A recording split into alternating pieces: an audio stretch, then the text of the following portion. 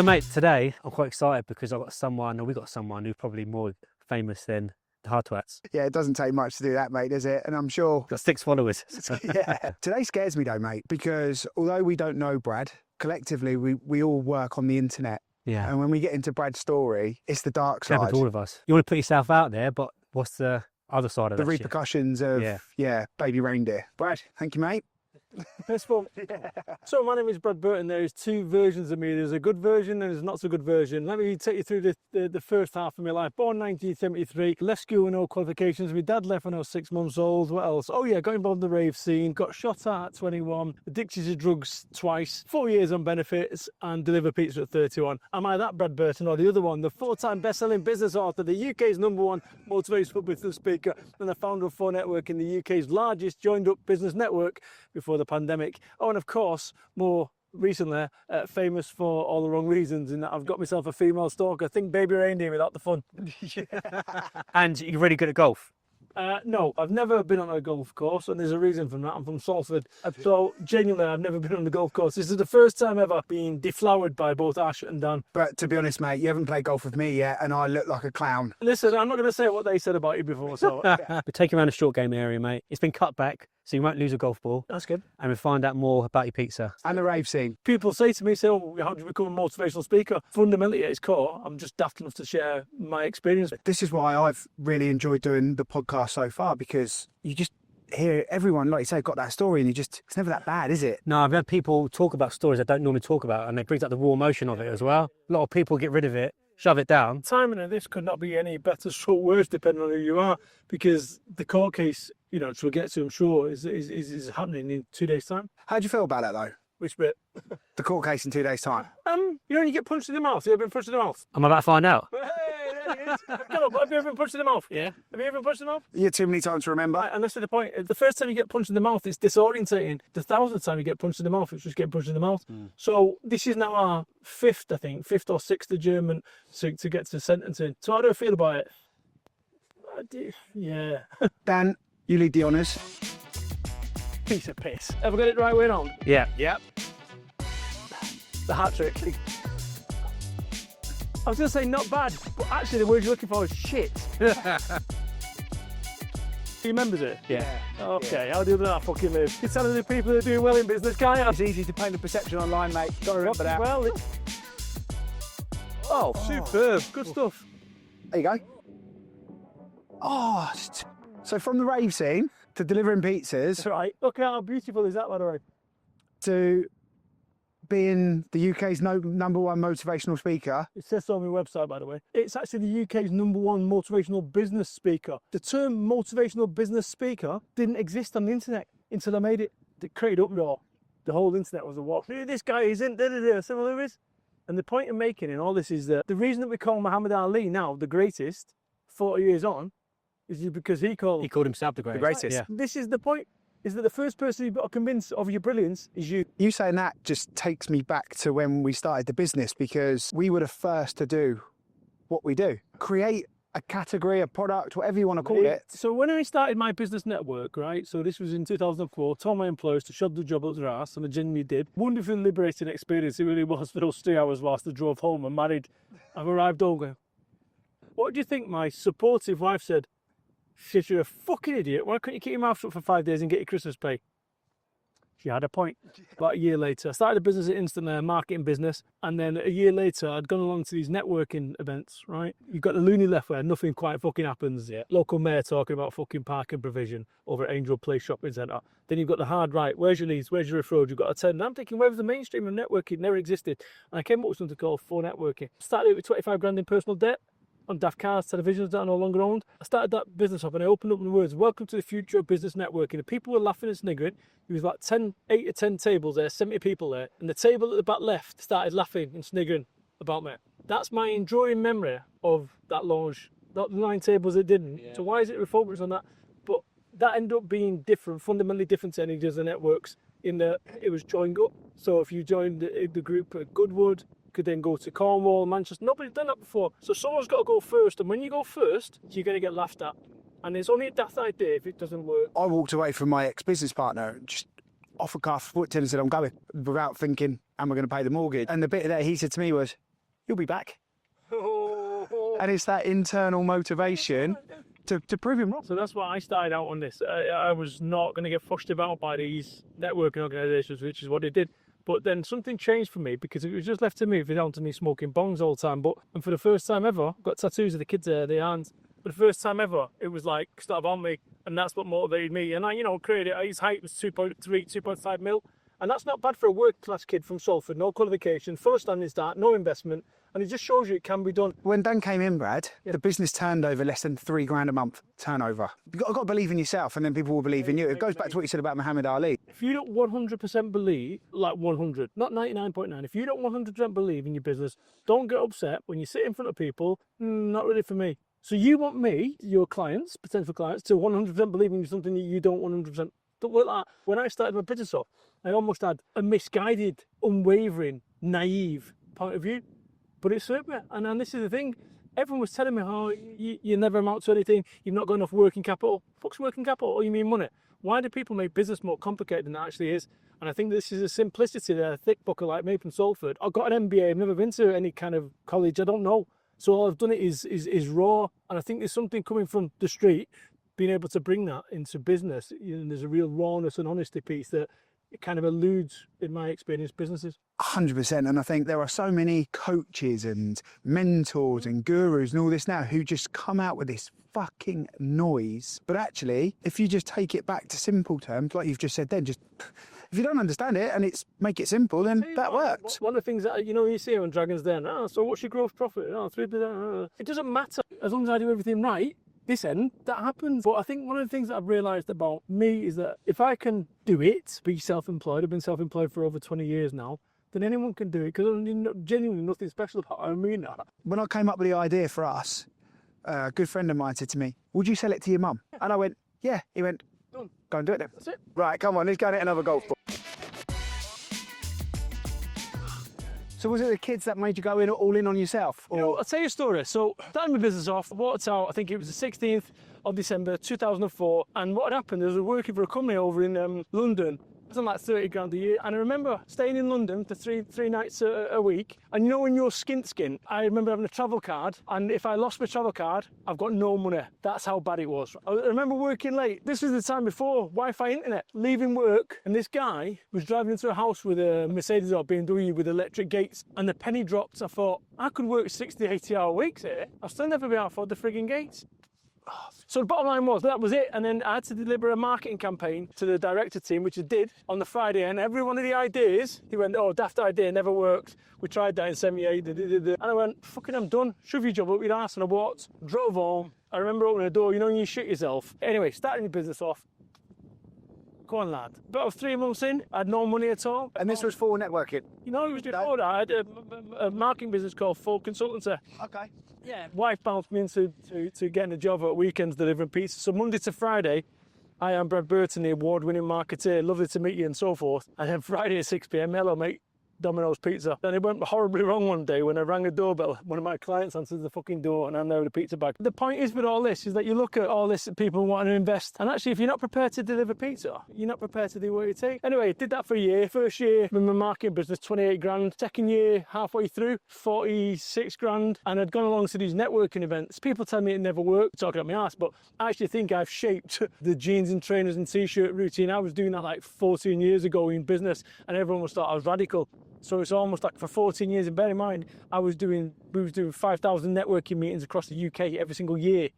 Right? So that's not a toy, No, yeah. Me as managing director or founder, jeans and t-shirt and trainers, when we first started, everyone was suited up. And then over the years, people said, I reckon I had a hand in that. A bit more power. When did you finish the networking to then go out on your own and do? So the networking thing was the pandemic. It was the first network to take it online. Everyone just lifted our format, so all the competitive advantages, you've now got to copy our format. Yeah. And actually, you're charging nothing, we're charging So what's construction need of someone like you then? whatever you lads do in construction, I could not do. But not everyone is good at motivating. Not everyone's great at keeping themselves inspired and so forth. And that's what I do. So you don't go into businesses, and Brad, and critique? Yeah, of course I do. Okay. Fucking as well as it. But what I do is I start with the people. So what most businesses get a business coaching. Hi, we're having problems with our sales. Actually, no, you're not. You're having problems with your team. That's, I think, where the straightness that I get with people. So you're a bit of a communicator then, really. I'm a fixer. Yeah, and don't you think that we say this all the time? So I've had business partners before. Dan was in the corporate world, and I was really honest with him when we said that we worked together, that we have to keep that line of communication because it's the breakdown of any relationship. And I describe it, it's almost like when we're building a business, it's a bit like a Jenga tower. You're trying to build it really fast, right? Wobbly. This is what happened to me. 14 years of my life on the road, 14 years away from my family, believing that I'm doing it for them. And I was in a lot of respects, but looking back retrospectively now, after the pandemic, would I have done it that way? No. Oh, fucking that's in. That's not enough. He's done the same. So you started doing the motivational speaking. So let me tell you how that happened, right? For networking, they used to have something called a foresight, an insight, not a sales pitch. And at these 4 networking meetings, they needed a speaker to do an insight, not a sales pitch. And that's where I learned how to speak in public. Then in 2009, I was at an event. So this is 2 years after I'd started. I was at an event and the organiser said the last speaker has cancelled 2 hours out. Do you want to do it? And I said yes. And I think there's a power in saying yes and stuff. And I nailed it. And that was my speaking career. It started now. And now I travel the world. JCB, Costa, Zero. So before you got invited by companies like that, you used to put your own workshops on? It was seminars. So, you know, Right, I okay. still do. The last one that I did wasn't the last. Well, it was actually. Gee whiz. Before the pandemic, 2019. And it was over in Aston Villa. 200 people there. We had Rusty Furman, the SES assault team leader. By the end of it, my creative designer, he came up to me and said, oh, can I introduce you to Sam? Sam wants to meet you. One of the things, and I come have a selfie. I didn't. Oh, it's great today. That was it. No problems at all. About 2 years later, so this is the pandemic. Remember, I'm dealing with a business collapsing overnight. Revenue's gone from 100,000 plus to like 90% gone. It was a nightmare. And not only that, you had thousands of members looking to me for answers. I don't know. Team, hundreds of team members looking for me. I don't know. How did you find that? Because that's something that me and him have to channel from time. Not with the obviously not the same amount of people, but there's never really state of panic in the business, but you get looked at, and I struggle with it sometimes. So how do you deal with it? Recognising that actually once you've got a course of action and you believe it to be the correct course of action, you have to then make certain that everyone's with you on that course of action. Sometimes you get it right, sometimes you get it wrong, but by being honest with your team, I think they properly appreciate that. If they can trust you with the small things, they can trust you with the big things, and that's my team trusting me with. You know, I was honest and stupid as it, you know. So this woman, this Sam Wall, no problems. And 2 years later, pandemic, everyone locked down, post went up, I'm being harassed. Right now, you imagine any female goes on social media and says I'm being harassed. What's going to happen? Boom. Just for context here, right? Because we post a load of content. How often do you post on your socials? Me? Yeah. As often as I want to. Do you? Yeah. So you're active on there, and yeah. Had to be. That was one of the business. Yeah. Rather not, in all fairness. Fuck social media. And I mean, We're the same. I've had a belly full of it. So this woman, I'm being harassed.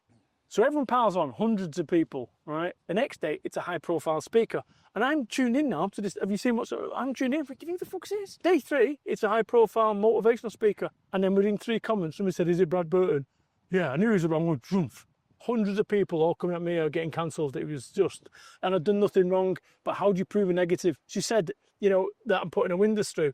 I put a tracking device on a laptop. I'm in Somerset. She's 200 miles away, right? And you're thinking, oh, come on.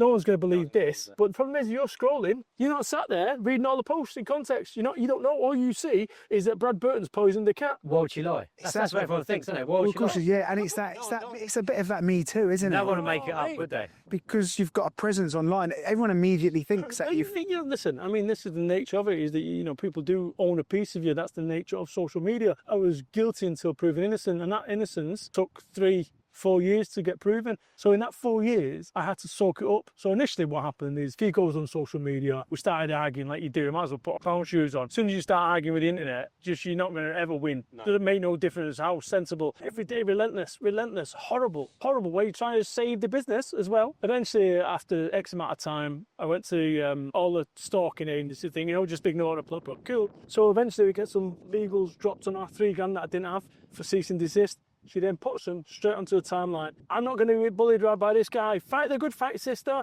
Yeah, I said, woo, yeah. Mate, it was just dark. No matter which way I turned, it was dark. The worst bit about this is that my wife and my family, they never signed up for this. No. And there was thousands of posts, by the way, just so you clear it. Not me going on saying you're the twat.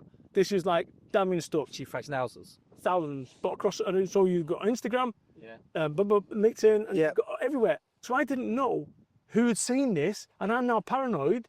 I'm getting speaking gigs with a few that were coming through when the lockdown broke and stuff. The way that people hire me is they hire me and say, oh, Brad's speaking at a conference. Every time I put it on it, they'd get a letter going, do you realise that Brad Burton's a Harasser, stalker. The heaviest things happened was you get worn down. I'm a motivational speaker. I've got a great mental fortitude, right? But everyone has a breaking point. And there's one time something came through and I literally sat on my desk and it was a stalker protection order forged, a police document to say that she'd got one on me. And everyone was going, yes, well done, finally. And I went like this, breathed in, 4 seconds, I thought off myself. Fucking swear to you, 4 seconds I thought, kill yourself. Well, I suppose you at that point there is no it. I built my career on being a straight guy, and then you get this in, and then everything you're getting slotted. Pandemic wiped me out from an identity perspective, not only financially, but as an identity. And then you've got this, and then you've got also people at rivals amplifying the message. You know what? I've got a list on my phone of 70 people who actively amplified for names. What was the worst bit about those 70 people? Bear in mind, I run a network with thousands of members, right? Yeah. There was 10 people in there who I supported and I'd done nothing wrong.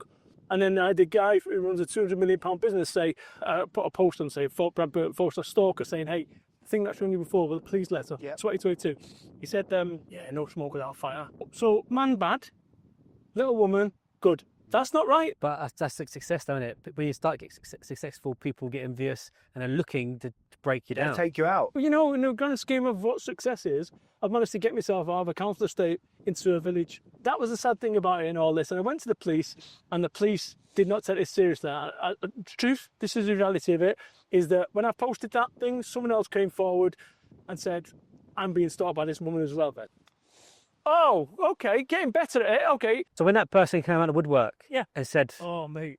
What did that feel like? I bet that was like vindication right there on the spot. Well, yes and no. This individual didn't want to go to the police, didn't want to rock the boat. So that's frustrating in itself. Of course it is. Yeah. And effectively, I said, look, this doesn't go away. I've been ignoring this for 6 months. And what was crazy about this female, Naomi Timpler, amazing lady, really brave, really strong. She went to the police. She got a charge on before I did. So I'm 4 or 5 months before. Naomi goes, gets a charge on, and I was saying, I mean, she'll tell you, I've been treated unfairly. And this is the thing with this. But it's not only like the battle with the legal system or battle with her, the stalker, it's the social media companies. So I've been battling everything. So not only are you battling your own mental health. Yeah, that was what I was going to ask you, right? Because we're big advocates for it, and especially in construction, mental health is massive now. How did you get through it? Obviously, you spoke about the kids. Yeah, of course. And they're your why in business, but... You've got no option. One of the things that I do is I always look for the two things, right? You can have fear, pessimism and doubt. You can have hope, optimism and belief. So I realised, okay, on that basis, I got to this point when I really had nowhere else to go, is that I thought, okay, I'm going to concentrate on the beauty and see everything that's nice, the flower over there, That's so what I suppose you became at like peace with it a little bit. Not at peace with it. No, I did. I got into meditation and stuff. I had an option. I started listening to meditation. We had a guy involved in the business in the early days, a guy called Mike Herbert. It's amazing. He's definitely helped us shape the messaging around the business and everything. And he said to me one day, take yourself to the worst possible place. And if you can accept that, it'll all be okay. So, interesting point about that one. Things can always be better, things can always be worse. So I started looking at the bright side and I almost convinced myself to look at the bright and positive. Look, I'm saying it now for a fucking podcast. The reality is it was dark at times. Oh, I couldn't imagine. No illusions, right? Yeah. Even the pandemic just wiped me out would have been bad enough. You see, the thing, there's a less than 2% conviction rate. That means that 98% do not even get anywhere near it. Less than 2%. This is why this is such a big deal. Men don't get stalked by women, and if they do, they don't go caught. So she's picked the wrong fight with us. If this was you and I now, great question. What would we do? I think first thing is panic. That's it. So after you panic, then you've done that. Let me tell you what you do. You do exactly what I fucking did. And you get no help from the social media, you get very little support from the police, and you'd have to soak it up for fucking 2-3 years. That's what you'd have to do. And this is the bit. Anyone go and Google Brad Burton stalker right now, and you'll see all the pages upon pages of the Sun, the Mail, the TV, Channel 4, Social Media Monsters, and the Panorama Show. None of this existed 3 years ago. So if you Google Brad Burton stalker, you'd find Sam Wall's post saying that I'm a stalker. Has this whole thing had a positive effect? Oh, mate. Take the part and we'll do it. Okay. Go on. Hold her in. Oh, fucking hell. I'm getting there, though. But so, has this thing had a positive effect? The worst day of my life was in January 1995, I think it was. I got shot at in Manchester. and I moved away from Salford to Somerset. If I'd not had the worst day of my life, I would never have moved to Somerset, never met my wife, never started a business, never be doing what I'm doing now. So everything happens for a reason. We've got to do that. And always, whenever the shit's hitting the fan, and this is the kind of techniques that I teach people, what does this make possible? What does this situation make possible? And what it makes possible for is a fresh start. And what it makes possible is finding vindication for someone like me that's for 4 years been vilified. So Ash can't read a putt. Okay. It's all in the hips. I'll probably get there. Life has a way of fixing. And I think we do focus too much on the negative. And what I mean by that is that this story of mine hopefully becomes a story of change for social media. Like I say, when you've got police letters saying Mr. Burton's done nothing, when you've got forged police court documents on social media, and then you contact LinkedIn and you speak to them on camera and they say, oh yeah, you know, come back to us in 2 years' time. Sorry, so for 2 or 3 years I've got to soak this up, yeah. Imagine how dejected that is. You're a victim. I'm not joking, I only reported probably 2% to the police of what I was copying for. And they was getting pissed off because it's taking them 15 minutes to put every bit of information in. Yeah. That's it. Go on, lad. Ah, unlucky that.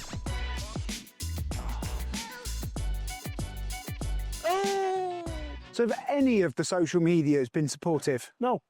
They've all taken the but same listen, approach. This is the worst bit about it, right? I've got a reputation. I've got a motivational speaker. I'm supposed to be focused on resilience, mental fortitude. What happens to someone that's not got a network or the resources to jump in a car, as I did, to sit in reception of the police station because he wasn't coming back to me fast enough? I sat there. I said, I'm not moving. A lot of people Has now it- have online businesses, don't they? Yeah, and that's what I was going to say. Like you things relies on social media. Their we business do. is Our online. business is social media. You go and put AI in the mix. This woman's forging police documents. Yeah. My image, my voice, all exists. You can type and tap. AI within 30 seconds, boom. This is dangerous stuff, and I don't think we're quite seeing the top of this yet. Look, you see it with the kids. There's been tragedies where kids have been abused online and they take their own lives and stuff like that. It's no different. The list of stuff is, and she wrote a 20,000 word article about me. 20,000 words. My books are 40,000 words. Spent 18 months to write them. She wrote 20,000. An average word count before AI turned up. That would take her 12 hours if she never had a piss break about me. If there was a single turning point in all this last 4 years, that was for me that I'd say was a turning point. The first glimmer of any kind of hunt. A friend from school, I got a message. Hi, Brad. I'm a childhood friend of Sam's. I was initially supporting her, but things aren't adding up. I know you probably won't trust me in this, but I am so sorry for this, and I'm happy to speak to you. And I thought, okay, because for the first time ever, and I got a message this morning, I can show you, I don't want you taking the names, but I got a message this morning from someone else who said, look, I believe that, I'm so sorry. And this is what's been happening the last few weeks since the TV shows have come out. People started saying, well, remember that 70 people that I talked about? Not a single one of them. I said apologies. And you know, often in life, you do an apology that you're never going to get. I don't expect an apology because I'd be fucking embarrassed as well.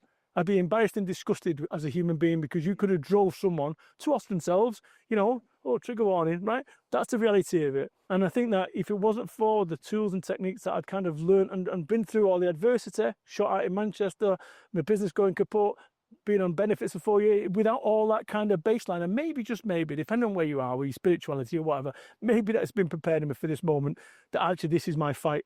This is my fucking fight to go, you know what, fuck you, social media companies, you're out of order. Are you going to be pushing for social, because it's a David and Goliath, as we know, but someone's got to fight the fight. Well, yeah, and this is the thing that I'm trying to work out. Is it my fight to fight? Right? Because I'm one guy. And this is what I want. I want other people to see this and go, you know what? Fuck it. Let's stand alongside this guy.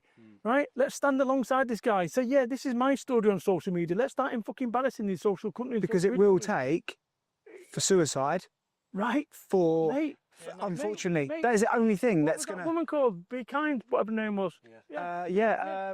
Caroline Flack. Yeah. Right? So the next day, be kind. Where the fuck was the kindness for the last 4 years for me? Yeah. Right? So what changed? Nothing's changed. It's the hard, cold truth of socials. But it's the hard cold truth of big fucking legal teams. I spoke to one of the top global litigation lawyers, right? I spent 20 minutes meeting him on a Zoom about this one. They've got a moat around it. They've got a financial moat. And I would love if there's a legal company out there, or what you call it, solicitors or whatever, who wants to take this case on no win, no fee, and actually get a class action against these fuckers because it's wrong. And actually, this isn't just me. If it's me going, yeah, it's just one person. We've got four other victims that have been registered, recorded as being this. That's 4 that we know. That's in this one case. There's more Sams out there. Oh, but what does it take if your family ends up copping for it, one of your kids or whatever? There's nothing you can do. No, you go to police, you think, oh, Blues and Twos are going to say, remove that immediately. Doesn't happen. But you put a nasty tweet on X and you might have the police at your door. And people have gone to jail How's that for work out? tweets. Mate. There's no consistency. No, and that's what, right, 100%. You deal with hundreds of businesses. Well, no, I've dealt with 100%. Yeah. Do you still advocate social media? Yes, but it's so fucking volatile. You know when you have some situation like this, right? Do you do it? Thank you. Finally, someone's seen that. You know what I'd love? The lovely like mirror type irony to this would be for the people in LinkedIn, the powers that be, to be targeted the way that I was, and for them to understand, right? Because right now there'll be a fucking daft meeting around offices. Oh, we're having a bit of a PR nightmare right now. That PR nightmare could be avoided by doing something. That's not bad. So listen, I think, in all of this is that you are going to come across challenges in your life. And it's lovely to think that your business is always on a 45-degree. It's not, right? Life is full of ups, it's full of downs. It's your ability to deal with those ups and ability to deal with those downs. And when you're up, enjoy it. What success is? True success isn't a fucking fleet of fucking Range Rovers or a fleet of fucking Rolls Royces. It's to be content. And I say to people, be ambitious, be driven, but be happy. We can't all be Elon Musk. And I think everyone's fucking here, when you go and get a fucking £1,000 belt, I think this is where we've lost control of humanity, because you look at this social media shit and everything's shiny. Is your life perfect? Far from it. Is your life perfect? Yeah. Is your business perfect? Yes or no? No. Is your business perfect? No. Okay. So if you go on Instagram, all you'll see, perfect lives, perfect fucking businesses. So everyone's sitting there with perfect lives and perfect businesses, yet when you talk to people don't have perfect lives and perfect businesses, because life in itself is imperfect. Practice. That ain't bad. That'll roll up. Roll up. Fucking hell. Go. That's good. Oh, the motivational speaking, do you enjoy it? Oh, yes. Because it was a chant stick. Like I say, you look at all my stories, one of the first lines when I go out there is, just about my knees, I am from Salford, do have shade there, do have tattoos, go don't worry, I'm not a drug dealer anymore. But we can all change, and that's what it's about. It's about we can all change, and I think I'm living proof that anyone could change your life. And the version of me now at 52 is a different version to 42, 32 and so forth. And that's what, it's always in flux. And I think where the problems come in life is where people are unwilling to change and to let go of who they once were to become who they need to be. And this thing with this darker woman, hopefully it'll force some kind of change. Certainly at the very least, people are aware of it now. And I think because of the nature of the Panorama Show, My Own Stalker, Social Media Monsters episode 2, people will be able to draw on that now and actually start seeing that this is a thing that social media companies aren't doing enough. Well done, mate. Nab the bird.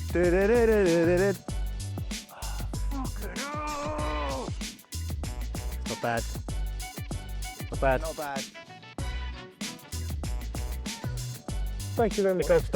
Cheers, Brad. Thank you so much, I mate. love that. Honesty and what you've been through is just insane. That's the sort of And thing. it's a cautionary tale as well, because as you said, it can happen to anyone. I've come across people in their life who've been a positive impact, lots of people with positive impact, and occasionally a negative impact. And I just wonder, what's going on this whole bike that they believe that this is the appropriate way?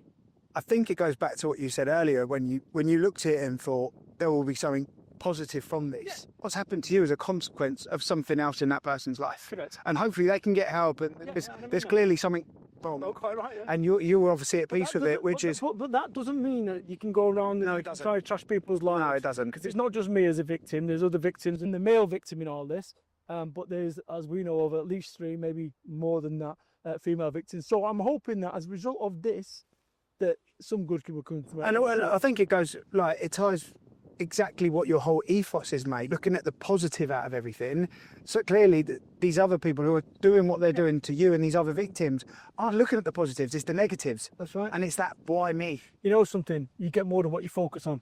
And I think for us, we should focus on me being shit at golf and you being amazing. But listen, thank you for your time, lads. And let's do it. Thank you. Thank you. Ski, mate.